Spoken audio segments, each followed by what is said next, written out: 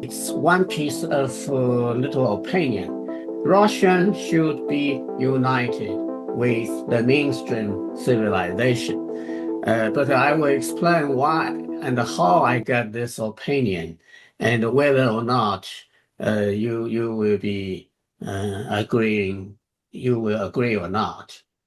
Uh, I think, well, this is all related back to Morris's case study U.S.-Russian relationships and made a prediction to the year 2035.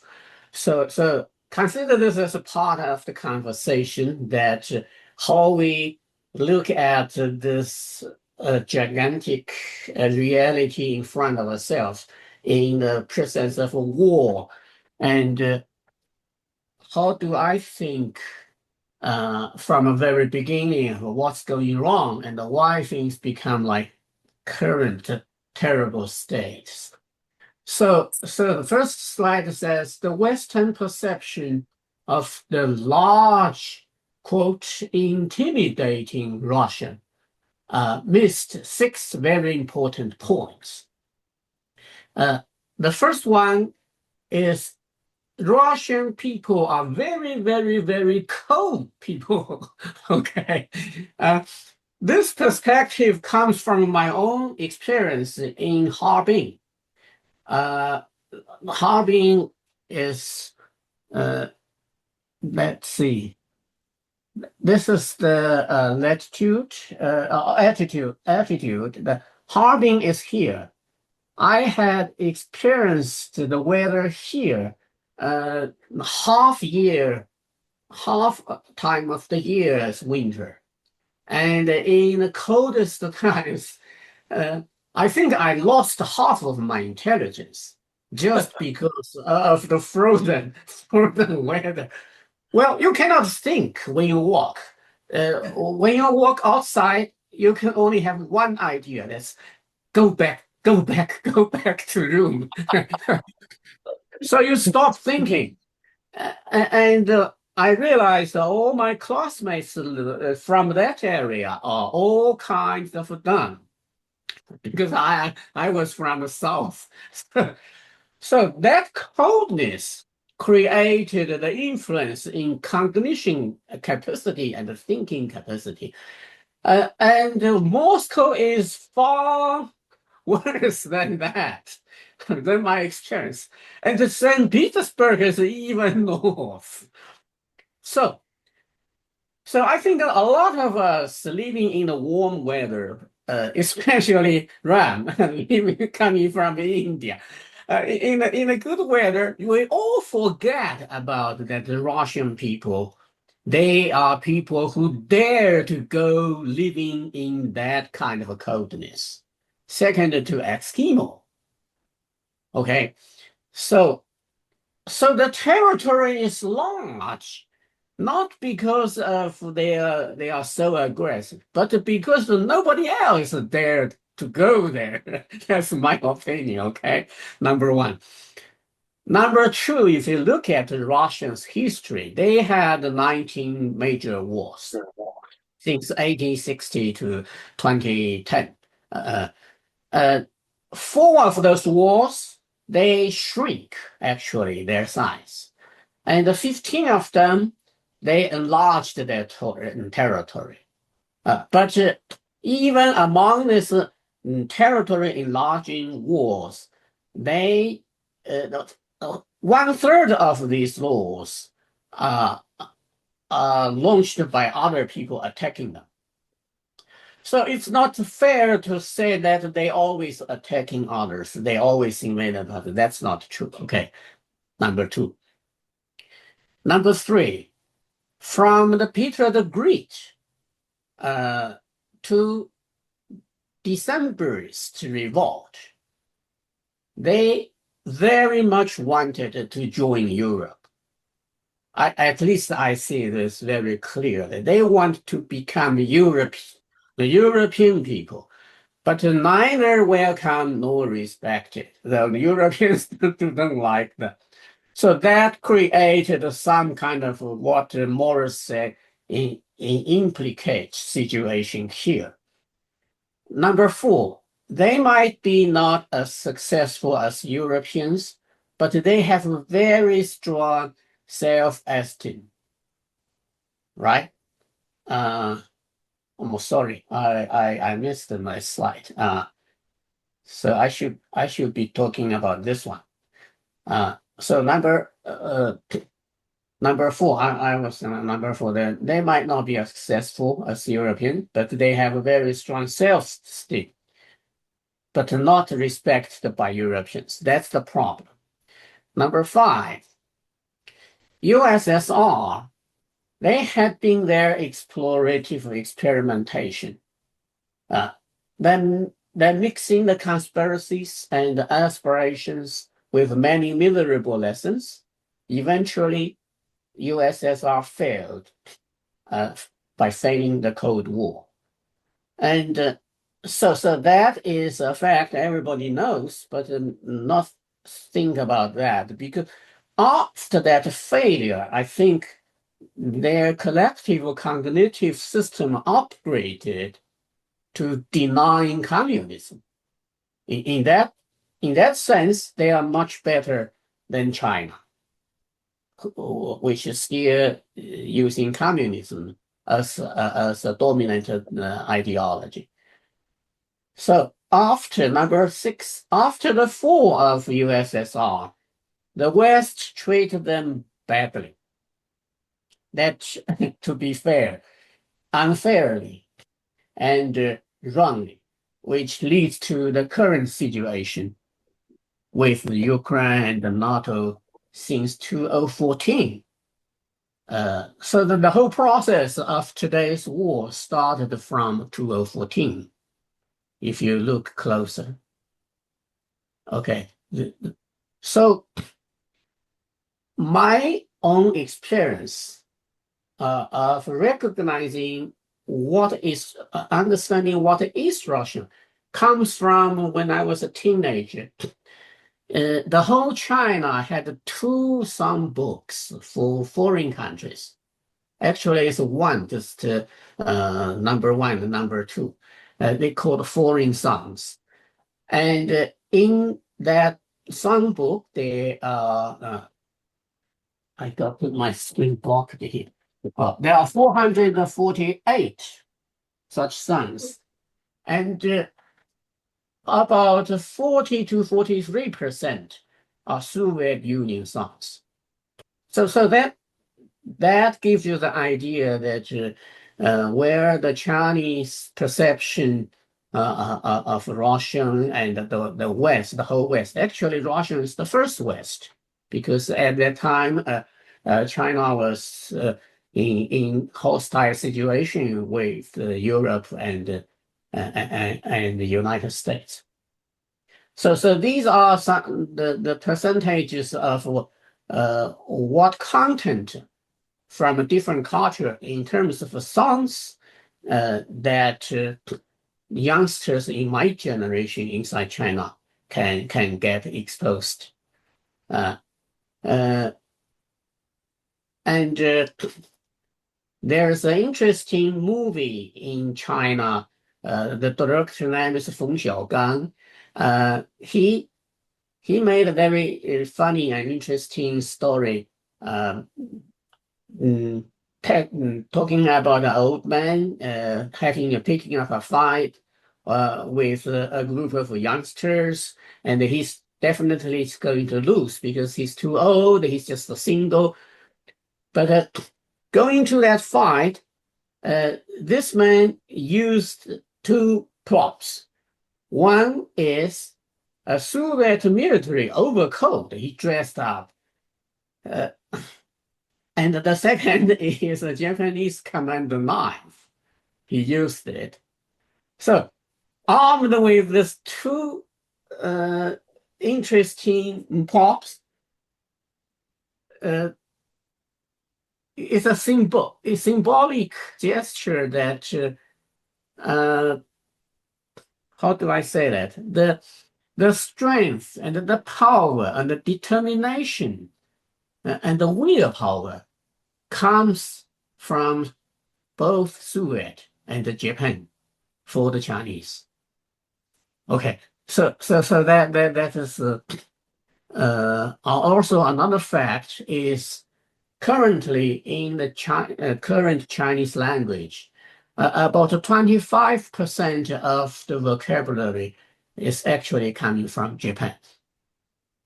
So what I want to say here is that the civilizations exert huge influence towards each other. In the case of China, Soviet and Russian is a strong influence. And this comes back to my little theory of cultural genes hypothesis. So the modern cultural gene pool of the East Asia continent is from Soviet Russian input and Japan, both Russia and Japan. Actually, Japan's cultural gene pool comes from the West. Before the West entering into China. So this little magazine is a Russian magazine translated into China. It representing a strong idea of knowledge is power. And actually, the Russian original was knowledge power, but Zhou Enlai retranslated it into knowledge is power. And from that source, a significant proportion of mathematics, physics, and chemistry textbooks used in the middle and high school inside China originated from the Soviet Union. There is, during my college years, there is a very famous Soviet math book called Smirnov. So whenever young kids can show his classmates he's reading Smirnov, he's got respected, and girls will have some admire eyesight. So what I want to say here is that the transfer of this cultural gene pools from one nation towards another, in this case from Russian into China, is actually a very powerful implicates contents of that total implicates. Okay. Also very influential Russian writers, literature writers in Chinese literature. I personally had a chance to attend something called a private school by Chen Xuesen, which is another famous cybernetician. But there's an interesting story. He invited us, two young kids, living with him during the summer vacation. I think actually a winter vacation. So because winter vacation in Chinese North was pretty long. So we two kids just live inside the Chen Xuesen's house and get some tutorial and guidance from basically asking him to be our mentor. And he showed us a movie, which is a forbidden movie. It's a Soviet movie called The 41st. It's representing the reflective thinking of Russian at that time. That's before the crash of the Berlin Wall. To reflect, did they do things wrong? Okay, so let me pass this. So I was actually, this talk was targeting to a group of Chinese friends who had big trouble with perceiving Russia. But in the same time, I think Westerners perceiving Russian also has a problem.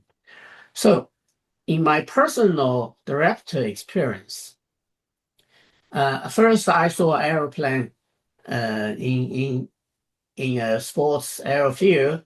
It's an iron two. It's that a uh, two layers wings, very small aircraft. That's the first aircraft I had ever had a chance to see. And then, of course, the Russian made 2104. It's a big, big airplane. So the perception in the young kid's mind of these images are they are so advanced. Uh, and then later, I had encountered a USSR-made razor blade from a relative. It's so impressive because that razor is not like today's razor you guys use. It, it's a very loud, very powerful razor. When you turn it on, it's like a helicopter coming. so so that is also very impressive to say, oh, there are people so different from us, and they can make such powerful, strange machines. Uh, and then I had a journey, personal journey after the Tiananmen Square event. I fled country through the Trans-Siberia railway, all the way through Moscow to Warsaw, and finally ended up in Berlin. That was in summer of 1989. And that was my only first time that I really get in touch with Russian people and experienced Moscow and the friendly and loud, strange behavior of Russians. And then this story of Professor Vadim Sadovsky visiting US. At that time, he was a friend of Stuart Appleby, and Stuart was not at the U.S., so I lived in Stuart's house, and so I represented Stuart to entertain Professor Vadim Sadovsky. And there's one, Stuart once told me, said, don't let him spend any money because they do not have money. Because at that time, USSR scholars coming to the West, they have like $2 per day per diem, things like that. So I remember that. But when I got Professor Sadovsky and invited him to dinner, I picked up him in my car.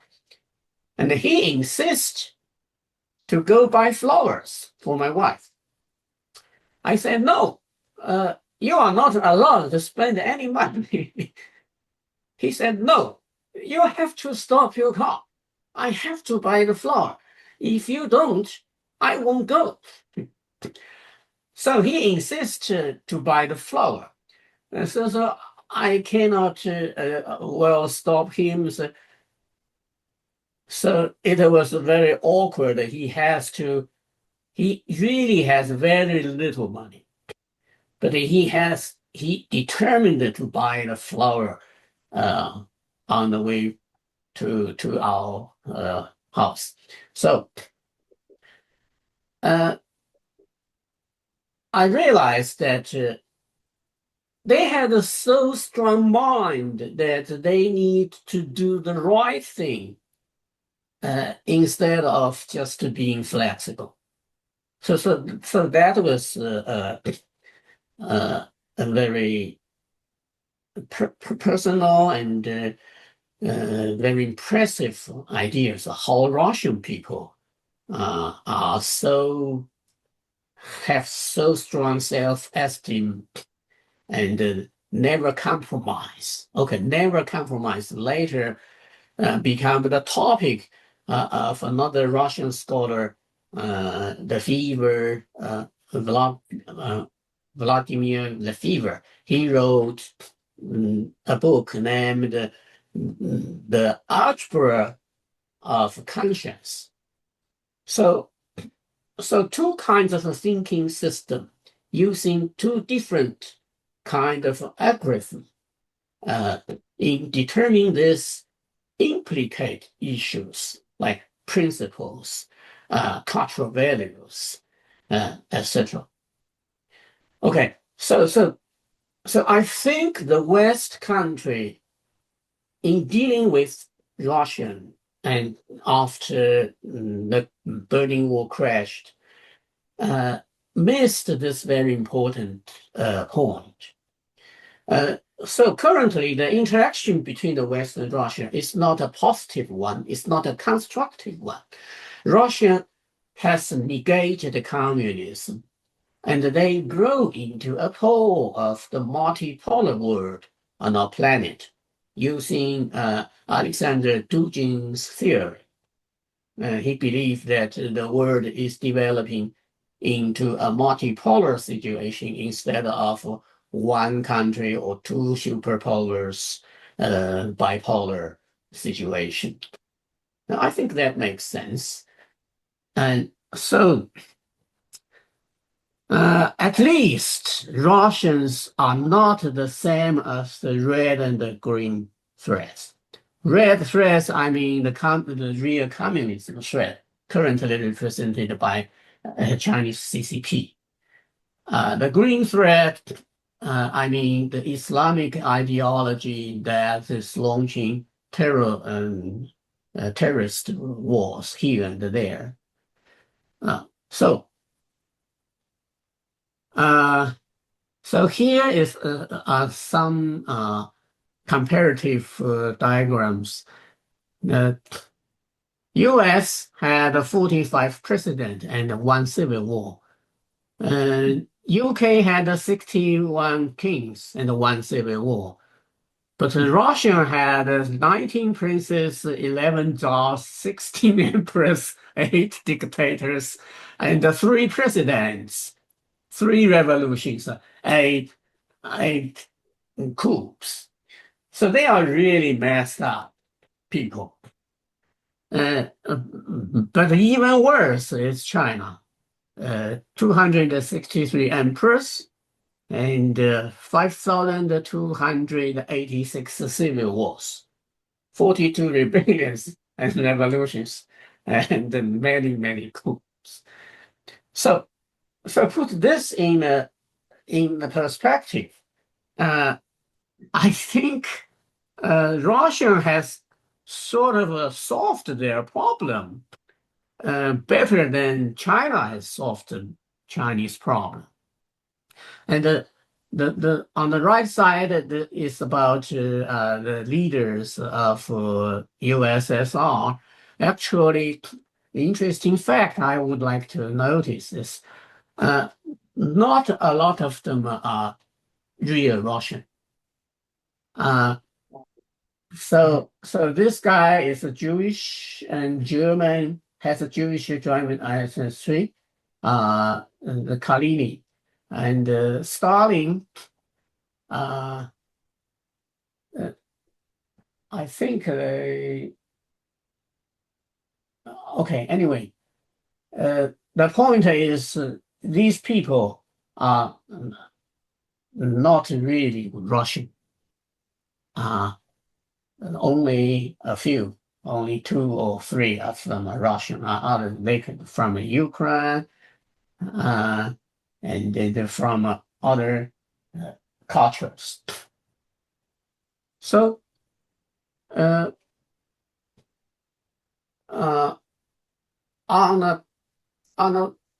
another side, praising them that Russia had accumulated very rich thought resources. It's compared with East Asia, compared with China.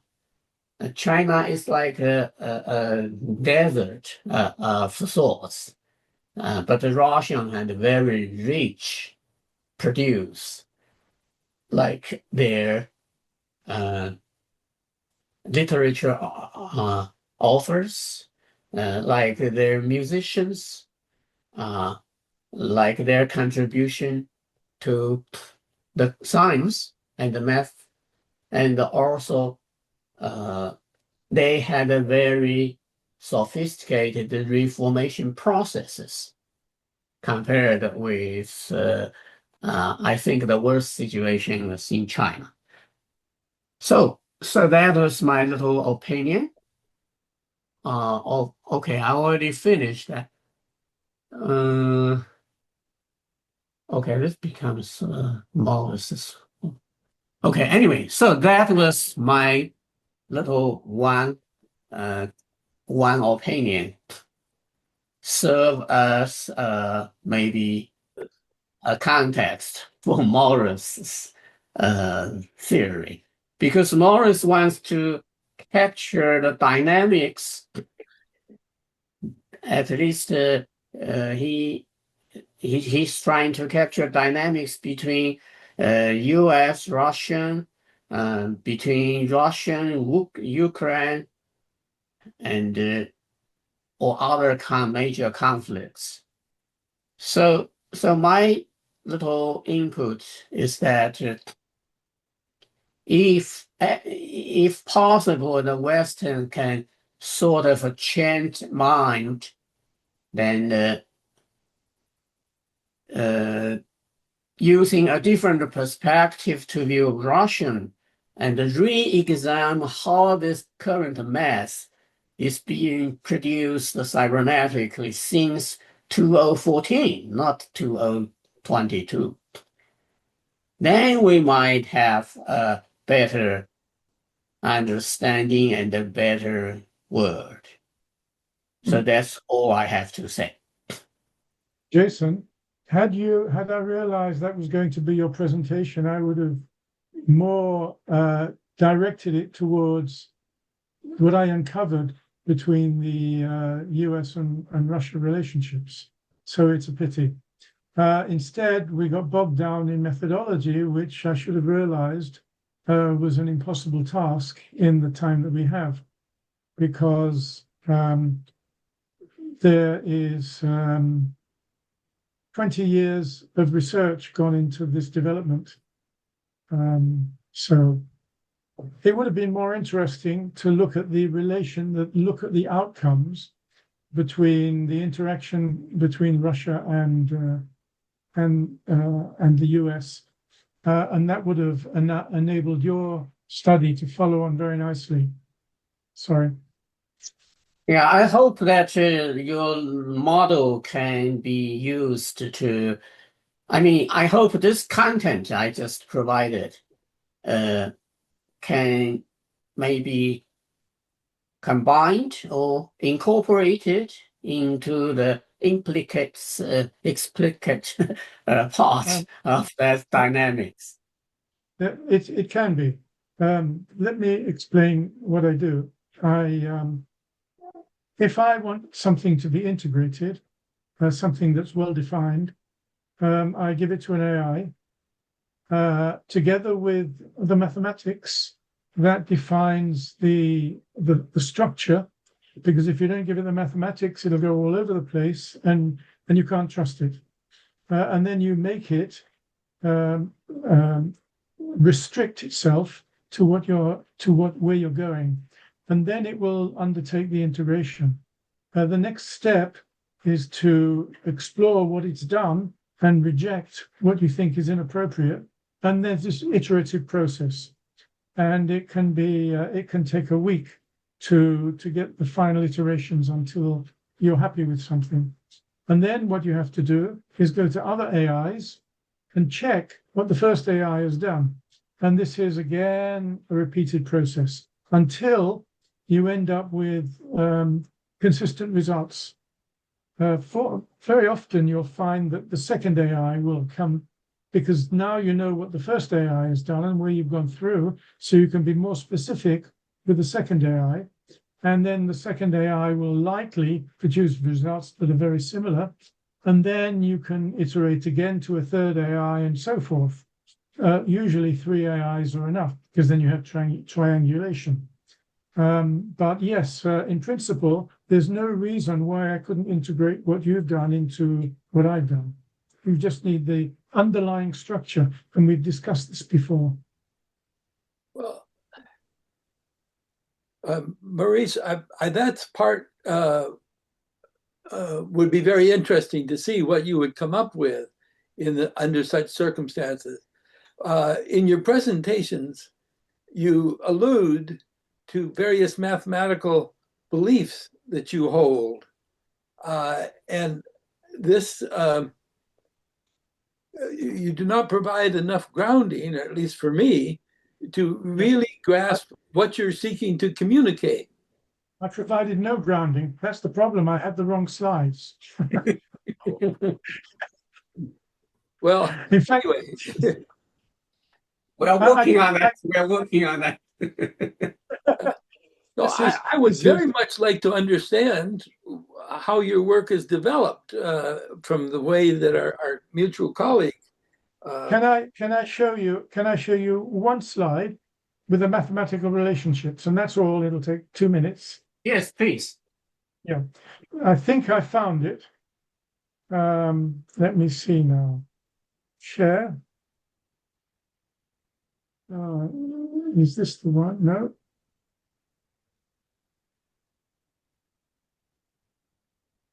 Yeah. Oh. Can you see that? Just a moment. Yeah. Okay. These are the variables. There are macroscopic variables and microscopic variables. You can see they all derive from something called curvature.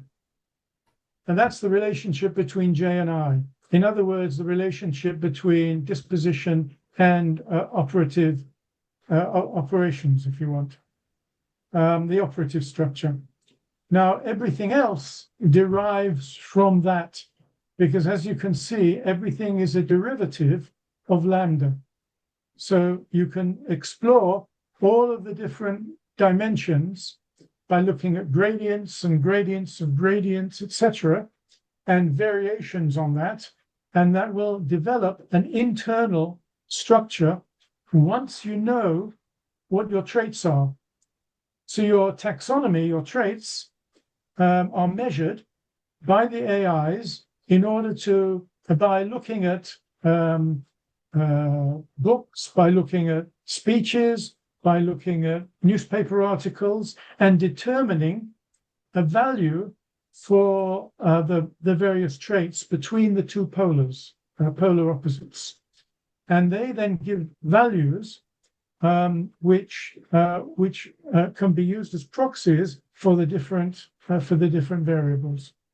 So each of these derivative expressions determine different aspects of the fields, and they give you an understanding of what is happening and how the curvature is changing, what the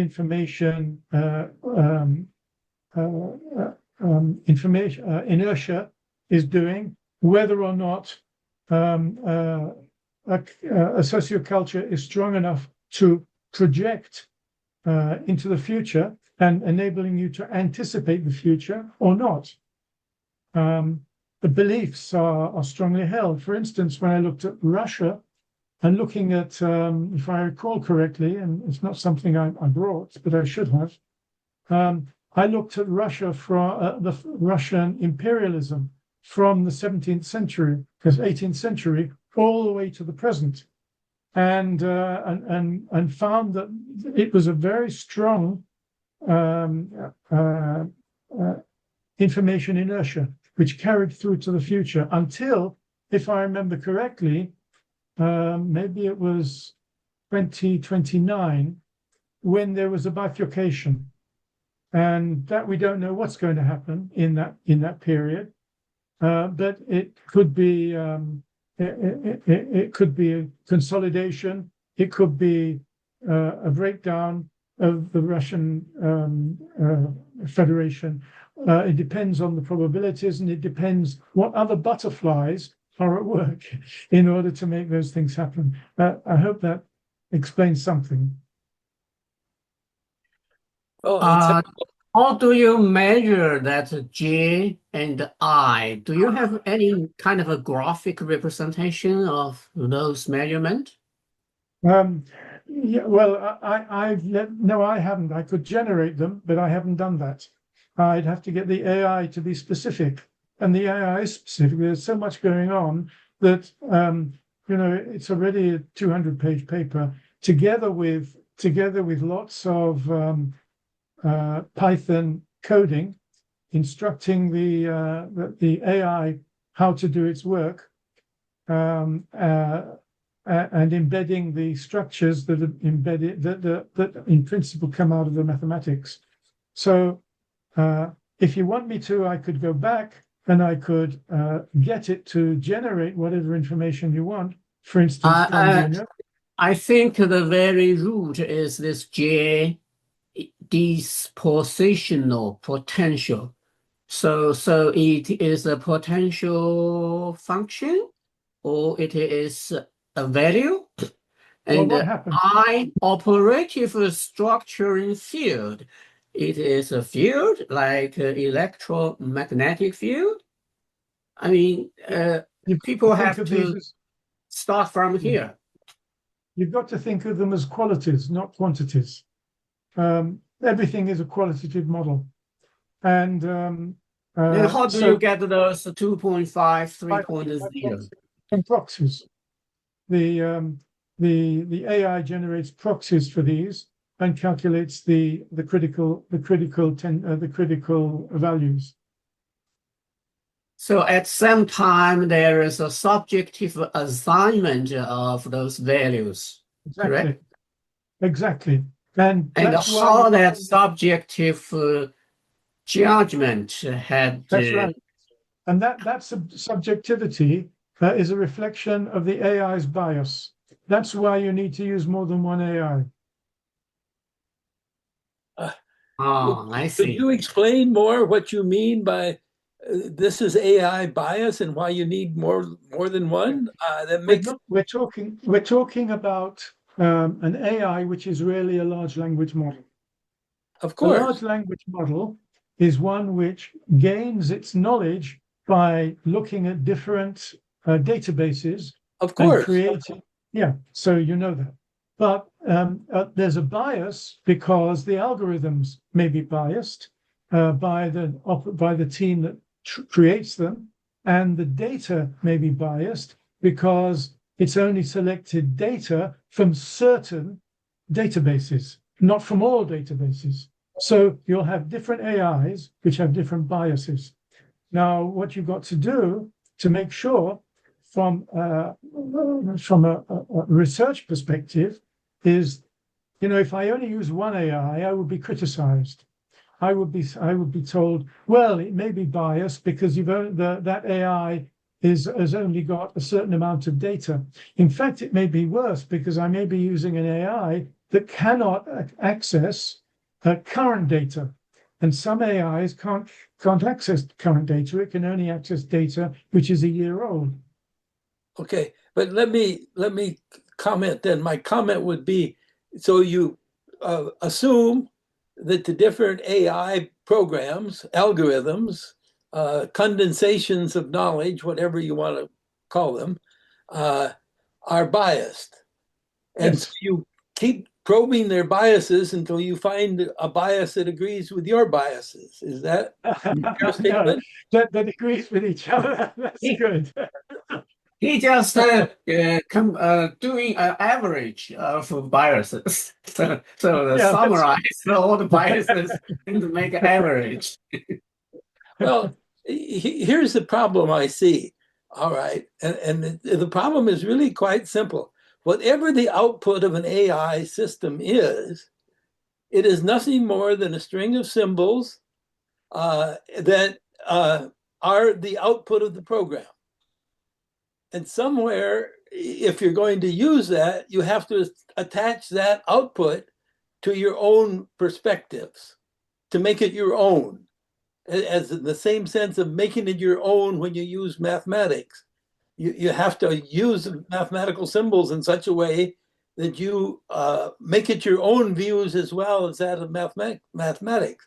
And this then comes back to the question of affect versus effect. The effect from coming out from AI is what generates your affect, as I understand it, as I understand what you said. So that the cognitive parts of it, the AI cannot generate your cognitive responses. It can only generate an output. What I do, you see, I don't have a view of what the results should be, so I don't have a bias. What I try to do is find, traditionally in traditional science, I would go out and gather data and ask people questions and write the replies, and then I might bias the data personally, and that's my data. But I don't do that because I haven't the time. I can't do it. There's too much data out there. Look, I did the study I did, which is in my book, 2021, on mindset agency theory. I got a team of 10 people to go out and gather data to determine the personality of an individual by examining the narratives that were embedded in different publications about that individual. And that took 3 months, 10 people, 3 months. I don't have the resources to do that. I have no option but to use an AI, but I have no previous bias. I need to depend on the AI to generate its biased outputs. So now the picture becomes clearer in my mind. And that is that you use the reference systems, your basic reference system is psychological and the principles of psychology as your basic reference system. And other reference systems are then attached to that reference system. Which other reference systems? Well, like mathematics. Oh, yeah, that's right. But what I've done, it's the mathematics underpins the theory, underpins the taxonomy. So the taxonomy comes first, and the mathematics follows it. In some sense, then the word pleiotropism comes to mind, where the pleiotropism just means many forms. So rather than entropy with just one form, pleo means many. So you have many forms of the meanings that you're trying to integrate in terms of the implicate orders that generate the explicate orders. Is that close to correct? Yes. Maybe you could. That would have to be fine-tuned, I would think, but it's in the right direction. Let's hear from Gerard. Gerard? I was inspired by the question of Jerry between affect and effect, and the point that I didn't understand is in the title is the word imperative, which is a normative word. But I read a little bit of the mathematics and I can understand what it is about, but I didn't see how imperative comes out of it. So my question is actually, how do you understand, maybe interpret in a different way than I do, the word imperative? To me, that is a normative word. It says, drive safely, something like that. Right. That's my understanding too. Yeah. And so how does it come out of the equations? Okay. Imagine that you have an autopoietic system. Now, you have a change in the environment.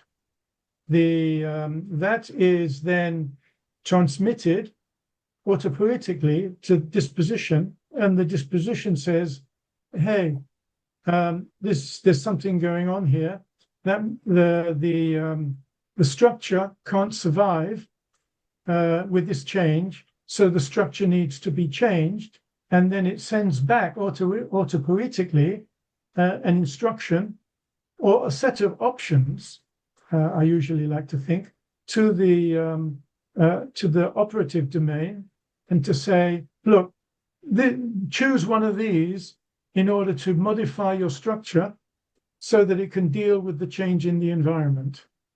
And that's the imperative. Well, to me, that doesn't sound like an imperative, but I understand at least what you are saying. An imperative, usually, in my view, is something that is actually creating a relationship which is new, which has a different possibility of imposing constraints on what is possible to the organism, to the autopoietic system. Well, that's my understanding too. What you have in my circumstance, you have because everything is in superposition. You have all sorts of options available, and what determines which imperative is implemented is the context. Well, I accept at this moment what you are saying.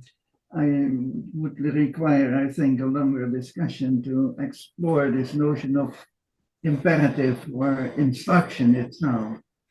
I mean, it is a matter of which word to use. I could have found a different word. It's only that in my 2022 paper, I used the word imperative, and it seemed to work. It might have been you might have suggested a better word. Then it wouldn't have been imperative theory. It would have been a better word theory. So you use the word, if you're within a modal logic where you have many possible consequences from a given set of premises, then the imperative, as you're using it, would select one of those modal possibilities and make it a necessity. Yes, the necessity would be derived from the context. Okay. This also derives from a concept that I expressed in the Fisher Information Field Theory paper, which was the first of this series, which introduced the cybernetic archivist. And the cybernetic archivist is really an AI that will if there's an archivist, a person, an observer who wants information about something, that person would go to the cybernetic archivist and throw out an inquiry. That inquiry would then be autopoietically delivered to disposition, and it would create a perturbation. Now, that perturbation actually is locally structured, and that would then be picked up by autopoiesis and fed back to the operative system, which would then interpret or take the interpretation of the autopoietic feedback and convert it into a number of possibilities for change. And the operative system would then match the outcome, one of the options, with the context and implement it. And that's the process that would occur. One type of word that I would prefer, if we are talking about the same, is the difference between model for and model of. What you have created is intentionally a model of, but not a model for. So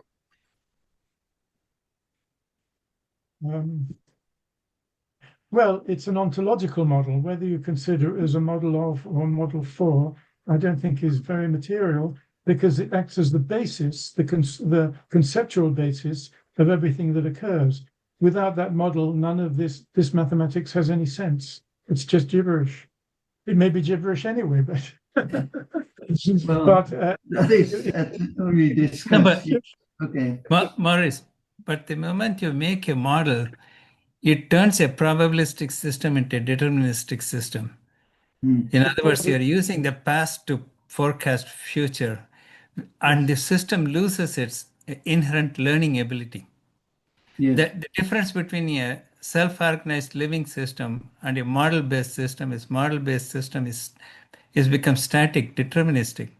Yeah, this is a dynamic system. Everything changes. That's why No, I call it the generative. attributes could change, but can the relationship be learned while the model is running, Yes, which is self-organization? yes, yes, yes. Self-organization. No, Very when much you're so. forecasting, no, when you're building the model, you're taking multiple instances and you're trying to evolve a representation that would go back and be able to predict all the past. But predicting the past performance is no guarantee that you can predict future. That's true, but you use various variables like This is the problem I have with the LLM. The more you can put a zillion parameters, but they are all talking about the past. you know, the Past past is is not an important. indicator of future. It is. It can be. If Well, you've no, run if not if it is you self-organizing system. Ram, if you've run a 25-mile marathon, I can likely predict, looking at your history, that you might not be able to run another one immediately. You know, but you are assuming that I'm not getting gate rates and I'm not getting an injection on the way, and so many things can be happening. Well, then That's the if you difference put between an open if you system Well, where the maybe environment can influence and if can change the if you characteristics of the system. if you include the injection into the model, then it can predict as well. You don't know that I'm going to get the injection because it could be a novelty that somebody Well, could be spraying something this into is my nose. This is and a this new is development.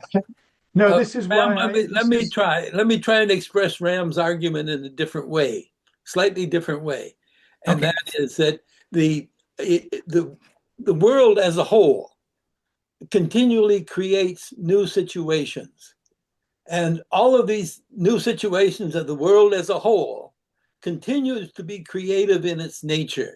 That Yes. is, the past is never exactly repeated, never exactly repeated either Yes. for the individual uh, Society. individual system, whether it's mechanical or otherwise. There's always this question of novelty Novel. generated by the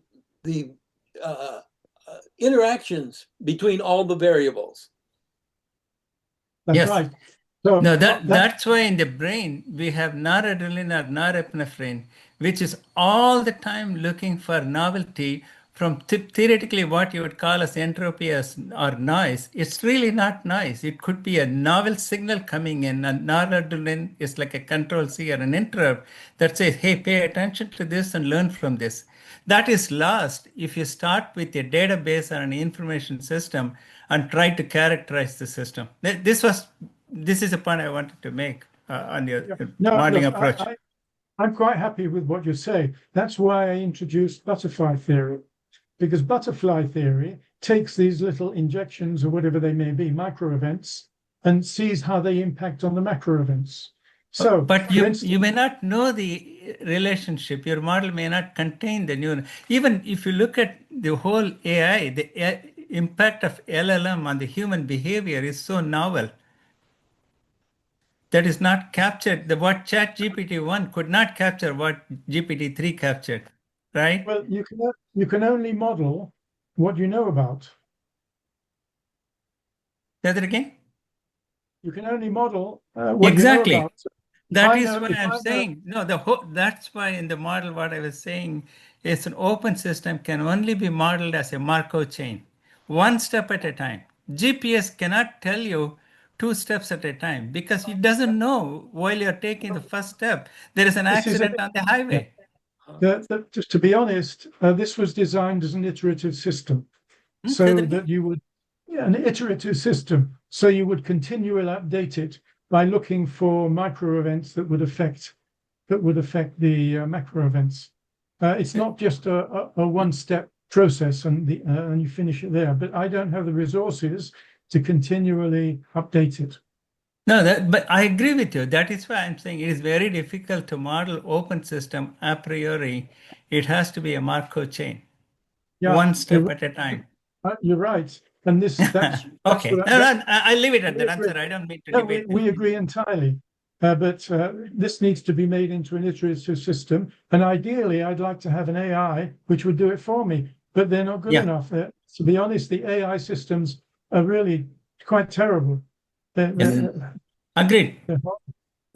So, Ram, this then further clarifies our discussions in the Yeah. past, from the past, and it does so in the following way, and that is that the Markov chain, to have any meaning whatsoever, has to be assigned to various taxonomies, and it's the nature of the taxonomies that determine what the next step in the Markov Yes. chain will amount to. Right.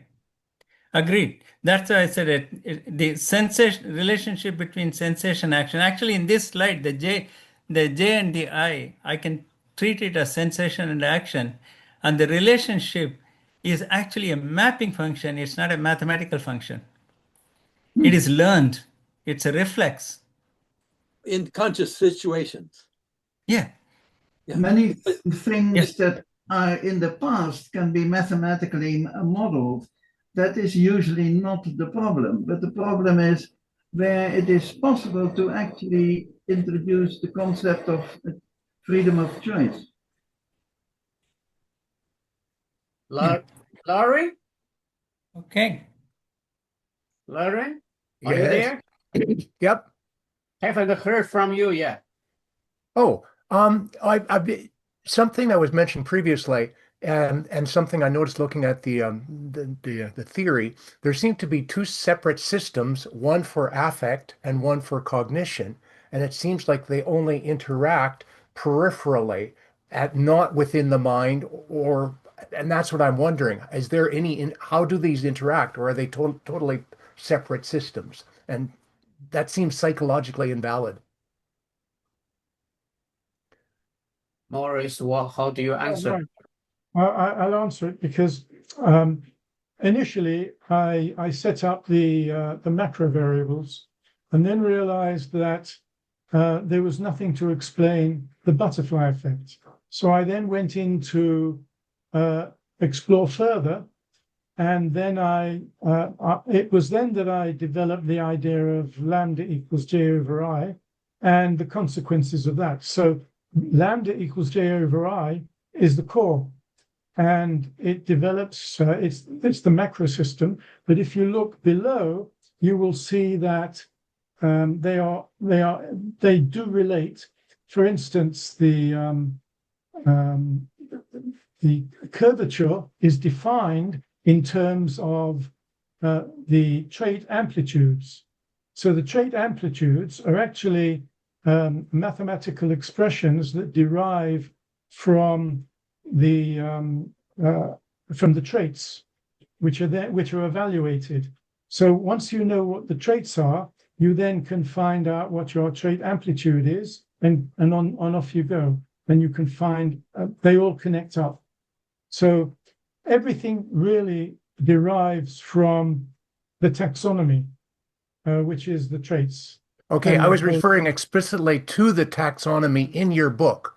You have an entire system of certain traits that are affective, and then you have an entire system of traits that are cognitive, and it seems like never the twain meet except peripherally. Oh, they do. Where they meet, because they're self-organizing, they meet at one place only, which is the operative domain. They interact, and affect interacts with cognition operatively, and the result is autopoietic adjustment in each system. They're separate autonomous systems. Which to me speaks, you got schizophrenic people who, that's our schizophrenic society, where we have the objective scientific thought, which tries to suppress feelings, and then you got the subjective feelings that tries to suppress rational thought, and that's our society, and it's schizophrenic. And yeah, you're right. It depends. It depends on the autopoietic processes that are occurring, and it also depends on the level of bias that any particular individual has got in any one of those aspects, cognition, affect, or spirit. But you're right. A comment to Lauren, which I find your argument very interesting. Take the notion of homeostasis in the human body or in the human, in human health or human disease. There is this process of homeostasis where the variables, all of the variables vary somewhat, but perhaps only on very trivial amounts, such that the overall notion of homeostasis is that our health is constant. And so how do you relate that to your comments? Oh, yeah, okay. Just the fact that yes, there is this external interaction happening. I agree. Stuff like homeostasis. I'm trying to figure out with my research what's the interaction between thinking and feeling that's happening internally in addition to these external interactions. Got it. Gentlemen, I'm going to have to leave you, if you'll forgive me. Okay. Yeah. Uh, We will do next time. If you could send questions to Mara, what we hope that he will continue this work. yeah. Yes. If you have I would any like to see another wish session. list to him. I would like to see another session on this same topic myself. And so perhaps he can develop his AI relationships nicely. Okay. But secondly, Lauren, I wanted to send some things to you and to Jason with regard to a recent talk that's online with regard to consciousness and the formation of consciousnesses. Yeah. But that's for another time. But I'll be in touch. Okay. Okay. All right, good to see you. I'm linking up, but thank you all for your participation. It's been a very good discussion, and thank you. Thank you all. Thank you. And Jason, sometime we have to coordinate better. Yes, yes. Thank you very much. Thank you. Bye. Bye. Bye. Bye. Take care, Gerard. I know. Bye, everyone. Bye. We'll be in touch, Gerard. Yes. Okay.